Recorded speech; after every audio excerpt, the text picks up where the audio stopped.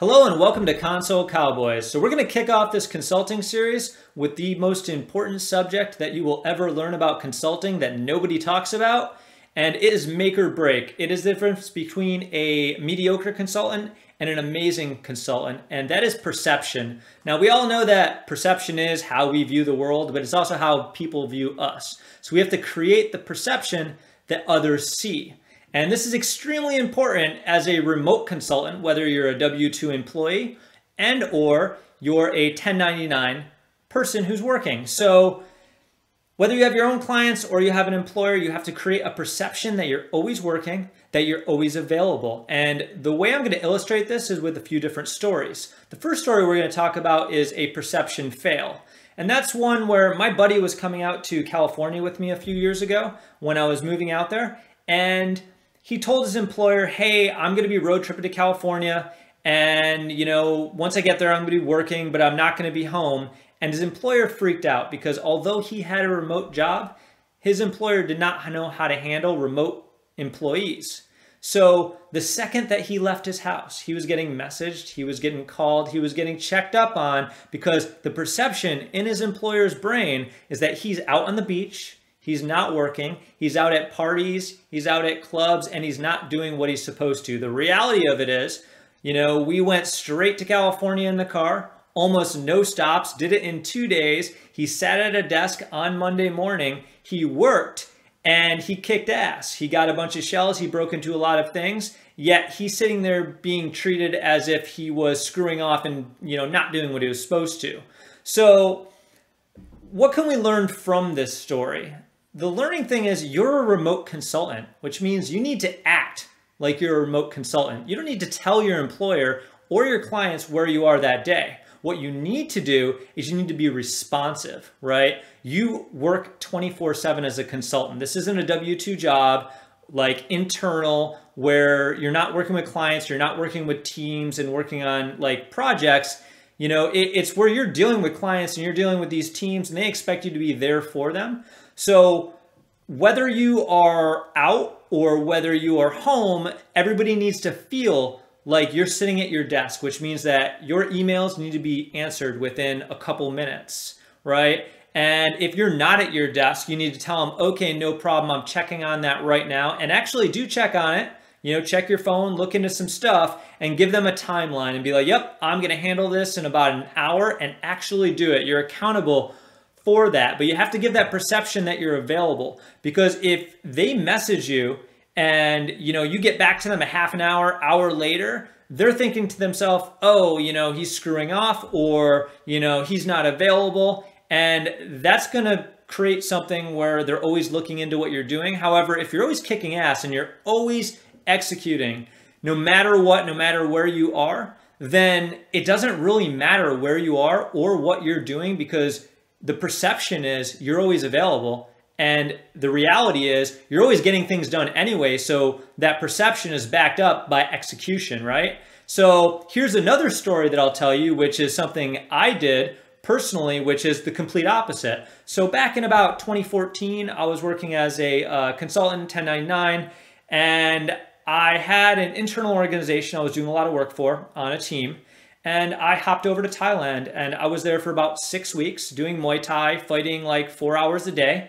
But the difference between myself and the previous story with my friend, I didn't tell them where I was going because I don't have an obligation to. I'm a remote consultant. My only obligation is to get my work done and to create the perception that I'm always there for them. So while I was training 4 or 5 hours a day, I was out having fun and doing Thailand things, I always hopped on my calls, even though it was 2 in the morning, 4 in the morning. When I got a message in the middle of the night, I responded immediately and I handled it, and then I went back to sleep, right? And then a little while later, maybe about 4 weeks into my training out in Thailand, somebody got on a call and they were talking about what I was doing, and they're like, yeah, Ollie's really kicking ass. He's getting so much work done, even though he's in Thailand. And all the managers on the call were like, he's what? Right? They had no clue at all that I was not sitting at my desk in North Carolina, I believe at the time is where I was at, They thought I was right there in North Carolina, but the reality was I was training in the jungle of Pai, Thailand, and having a blast and getting way more work done than even at home, but nobody knew the difference because I created the perception that I was available at all times, and I really was. I got all the work done.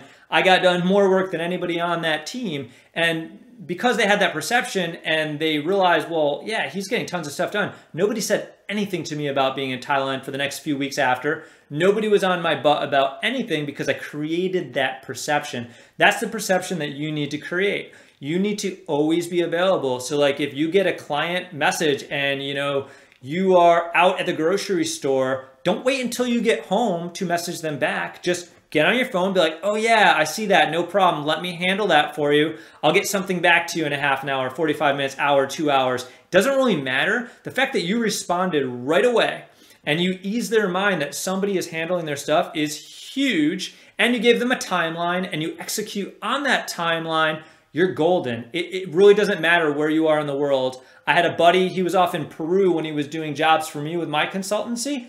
I didn't really care because I knew he would be executing the whole time. I knew his projects would be done well. I knew they'd be on time. So who cares, right? Now, the main thing with that though is you need to control your environment, right? So if you decide, hey, I'm gonna go to South America, well, South America has really crappy infrastructure. Sorry, South America, just the truth, right? Like if I go to Costa Rica and the internet goes down, I have to go back to a big city and get internet, right? I need to know where I'm going, what the infrastructure is like, what my backup plans are like, right? If the place I'm going doesn't have stable internet, I need to find places local where I can have stable internet. I need to make sure I have a phone connection. I need to control that environment, right? So like in Thailand, I use Google Fi, which has, worldwide internet access.